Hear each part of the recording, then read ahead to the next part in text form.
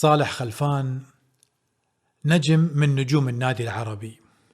بصراحة هذا اللاعب ما حد يقدر ينساه من جماهير النادي العربي وجماهير الكرة القطرية بشكل عام، خاصة جيل الثمانينات. نجم كبير، كنا نستمتع لما نحضر مباريات النادي العربي ونشوف اللاعب صالح خلفان بجانب أخوه إبراهيم خلفان ومجموعة كبيرة من لاعبين النادي العربي. صالح خلفان وإبراهيم خلفان وعيالهم يعني ما حد يقدر ينساهم، يعني ما شاء الله عائلة كروية رياضية فنية. وصالح خلفان شهادتي فيه مجروحة.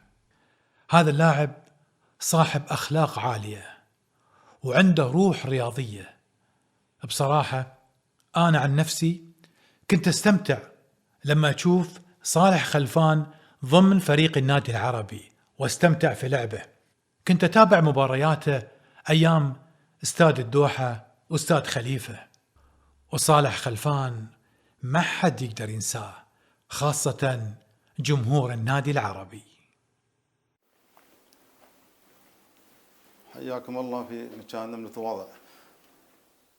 نبتدي من الصورة هذه صورة العيال ناصر وأحمد.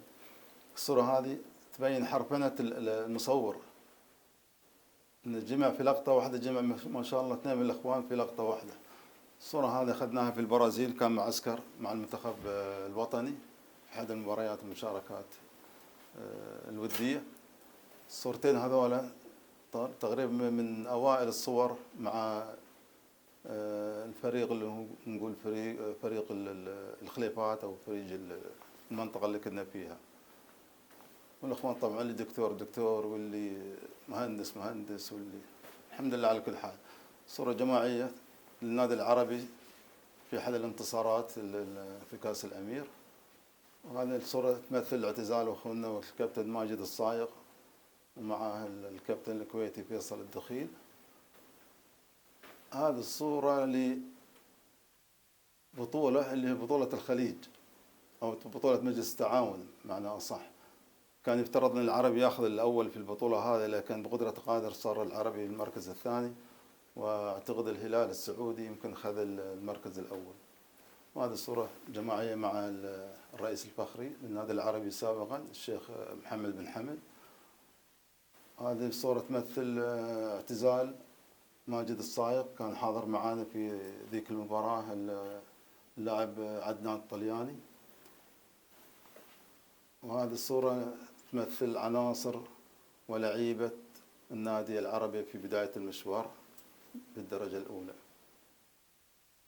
ومن ثم باقي الصور طبعا كلها لها ذكريات ولها موقف بالنسبة لبطولات النادي العربي.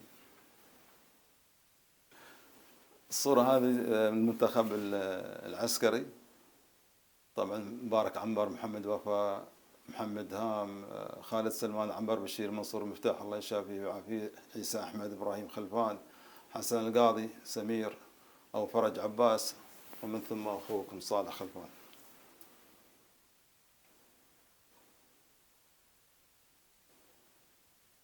الصورة هذه تمثل مثل ما هو مكتوب عليها أحلام العربي بداية الثمانينات. كانت فعلا أحلام وصارت حقيقة على الواقع. الكل ولله الحمد يتكلم عنها ويشيد بها، وخاصة بذيك الفترة. الصورة هذه تمثل أحد المعسكرات في البرازيل مع الأخوة الكباتن أثناء تواجدنا في معسكر داخلي في البرازيل.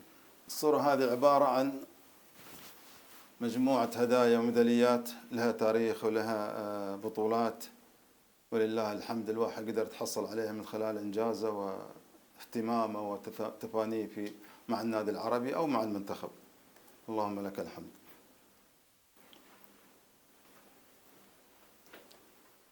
الصورة هذه تمثل النادي العربي في كأس الأمير، والصورة هذه لها معاني أخرى. لو نلاحظ أن معظم اللعيبة قطريين، لأن النادي العربي كان النادي الوحيد اللي لعب أو كنا نلعب بدون أجانب لفترة من الفترات، فترة طويلة لعبنا والحمد لله حققنا انتصارات من غير أجانب، اعتمدنا على الكوادر القطرية وأثبتنا ذلك. الصورة هذه تمثل صورتي في كأس الأمير، ومن خلالها أو من خلال البطولة هذه فزت بأحسن لاعب، وتم منحي الكأس هذاك الموجود هناك كأحسن لاعب في كأس الأمير. وباقي الصور عبارة عن بعض الأنشطة الرياضية وبعض الصور حق الأولاد العيال. وهذه الصورة أثناء السلام على الأمير الأب الله يرحمه ويغفر له إن شاء الله، في سنة 79-80 حصول النادي العربي على كأس الأمير.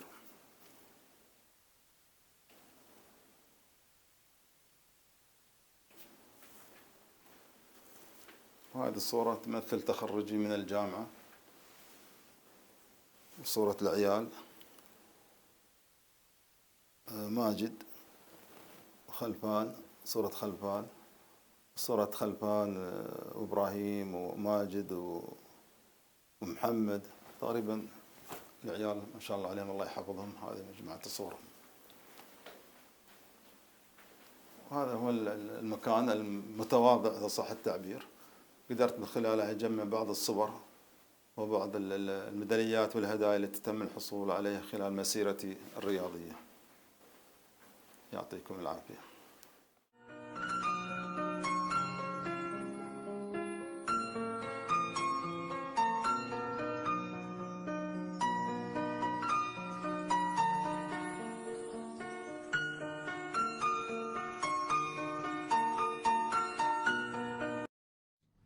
بسم الله الرحمن الرحيم. الصورة هذه صار لها حوالي 35 سنة، ومن المصادفات مع الأخ محمد من نفس الاستوديو من 35 سنة جايين الحين نسوي لها برواز جديد وتعديل الصورة. مشكور يا أخوي العزيز، جزاك الله خير. أتمنى لك الصحة والعافية، أتمنى لك الصحة والعافية إن شاء الله. الله يبارك. بعيد عني وعندك شر. آمين يا رب. آمين. هاي صورة أخوي صالح خلفان رفيجي من زمان، وهي صورة 35 سنة قبل أنا صورت في الاستوديو الاستقلال القديم، والحين يبلي إياها يبي يغير البرواز، وإن شاء الله بنغير البرواز ونحتي إياه، وإن شاء الله عقب 35 سنة بعد يشوفوا بالخير.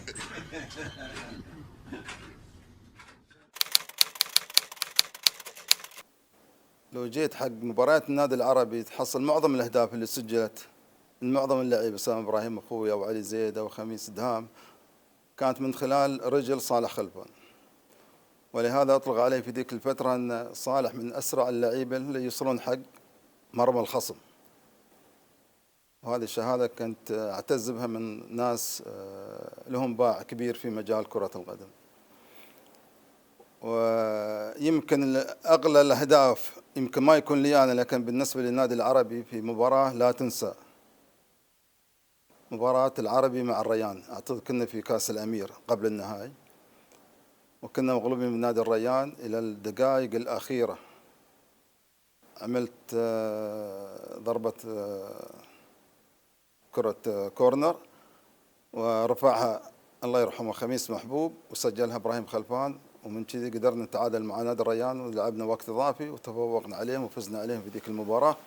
ومن ثم طلعنا إلى نهائي كأس الأمير المفدى.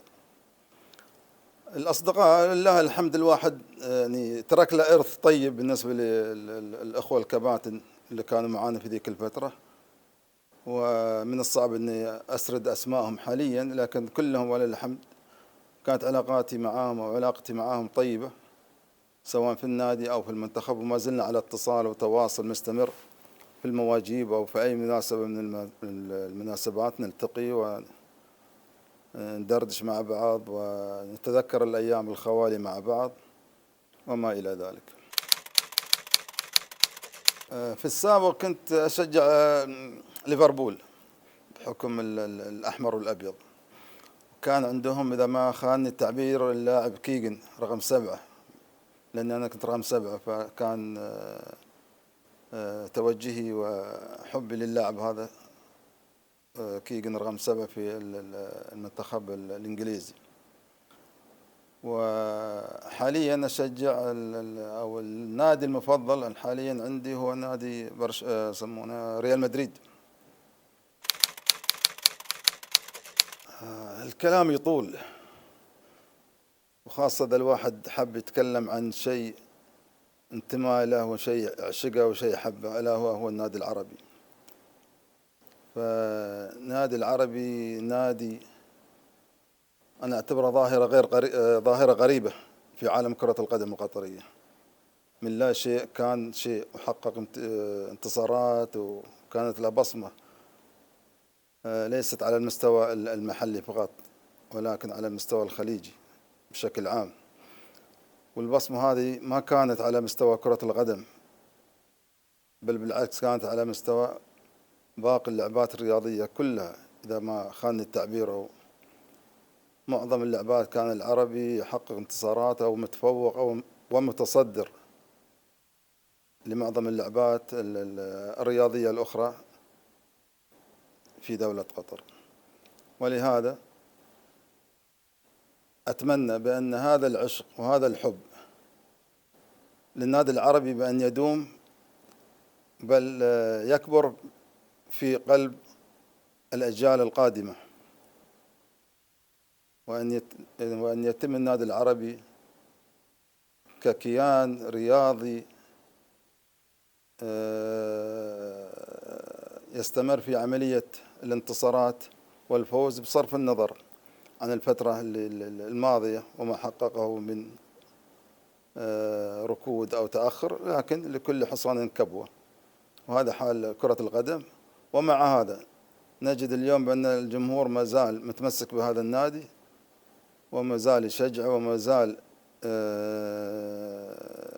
يسارع في الحضور إلى الملاعب، خاصة لما يكون العربي طرف في هذه المباراة. وأتمنى الاستمرارية بالنسبة لمشجعين النادي العربي، والتفوق والوقوف قلبا وقالبا خلف ناديهم إلى أن يصل إلى الغاية والهدف المرجو إن شاء الله. والسلام ختام.